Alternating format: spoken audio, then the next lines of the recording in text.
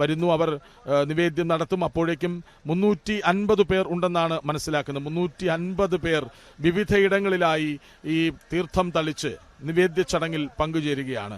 അപ്പോൾ സ്വാഭാവികമായും വലിയ പ്രതീക്ഷകൾക്ക് ഇവിടെ പരിസമാപ്തിയാണ്.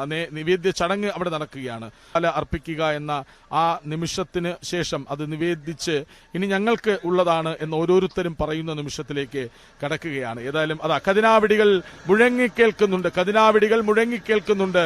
മേൽശാന്തി അതിലേക്ക് തീർത്ഥം പകർന്ന് പൂക്കളർപ്പിച്ച് ഇനി നിവേദ്യ ചടങ്ങ് നടക്കുകയാണ്. ഇനിയിപ്പോൾ എല്ലായിടത്തേക്കും പലരായി എത്തും. അവിടെയൊക്കെ തീർത്ഥം തെളിക്കും, പൂവിതറും.